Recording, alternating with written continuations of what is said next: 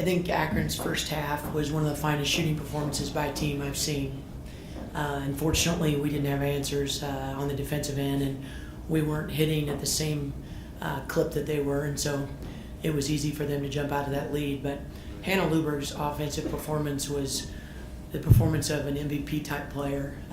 She's a kid that if she wants to play pro, she's got an opportunity. I haven't seen a kid shoot the ball like that. She's got such a quick release. She's very difficult to guard, but the credit goes to their whole team though, because it wasn't just her. I thought their whole team really shot it well and really executed their offense extremely well the first half.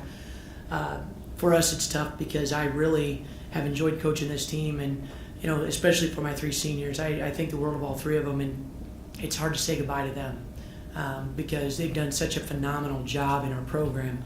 It's unfortunate that this is the way this has to happen, but the thing that I really appreciate about our team today is we didn't give up. We kept fighting. We cut it to 13 late. Would have been easy for our team just to say, hey, it's a 20-point game, we're not going to win. But they kept fighting. They kept trying to come after it, and that's what they've done all season. And I appreciate the fight and the competitiveness of this group, and I thank my three seniors for everything they've given to our program because they've made our program better. Questions for maybe for both the players, going up against two of the top scorers in the nation, in Hannah and Rachel, talk about what you guys had to do defensively a little bit better, maybe. Just not let them have easy shots and making it tough for them to even catch the ball. And I mean, that's what our whole mindset was, to make it tough for them. But I mean, like Coach said, what's her name? Luberg. she's an awesome shooter. So I mean, it's hard to guard somebody who's had such a quick release and can just shoot it at any given time. Even when your hand's in her face, she can still knock it down. And even with Tekka, they're great offensive players. So I mean, they took what we threw at them and they still scored. So we wanted to make it tough for them. But I mean, they're such good offensive players. I mean, I think one thing we didn't do a good job of, and I take that personally, is when you have such a good player that you're defending, you need your teammates to help you. And that comes with communication. And if you don't communicate to your teammates where that one player is at, they can't help you. And I think that's the reason why she went off right off the bat. And if I had to do something different, that would be it. I mean, they're very good, but they're stoppable, Emma, how tough is it that this game kind of unfolded similarly to the first time you played them, where they get after you really quick, and really in the second half you played them pretty close? It's very frustrating to see that we can hang with them, but we weren't ready either of the times that we played. But you know what? I think we, as Coach says, we fought really, really hard tonight, and I'm proud of my teammates for doing that. I mean, Dola, she had 7 assists tonight. Crunch, I mean, she had 10 points. She's been a player that's been there for us the whole season, and I mean, I'm so proud of them for doing that. And as Coach said, we never showed weakness after being down by 20. We pulled together and we cut the lead by 13, and that's really hard with such a good team. So, yeah, I'm mad we lost, but we fought, and I'm really proud for about that. I'm sorry, when you got it to 13, or I thought it was 12, you went 13. They stopped making shots, but yet you guys were missing stuff that you were making in the first half. That's pretty frustrating at that point that you couldn't cut that into deficit, 16 deficit, and make a final run at them.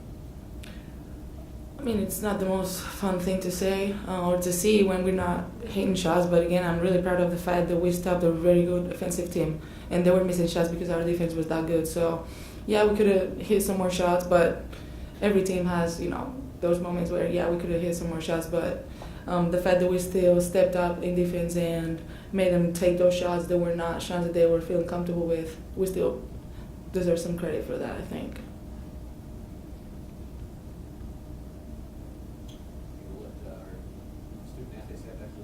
Thank you.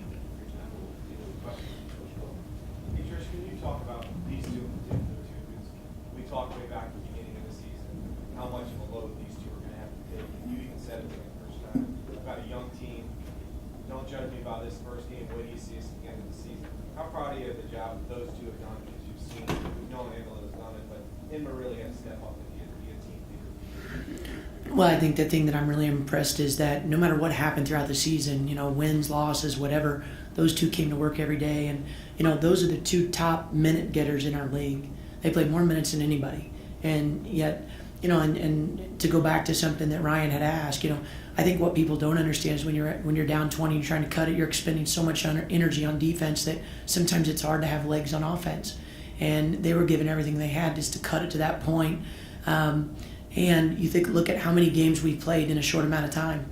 And yet they never complained. They just came out and kept fighting and kept trying. So I think a lot of credit goes to those two for giving everything that they had. And, they had a lot of weight on their shoulders this year. They're two very strong leaders and kids that would just leave it all out there for you. Those are the kind of kids you want in any program. And I'm lucky enough to have them and have coached Angela. We had Angela for 5 years. She played 4. But to have a kid like Inma Thanagara for the future is very good for us. First time you played them, you said it was an attitude and effort thing.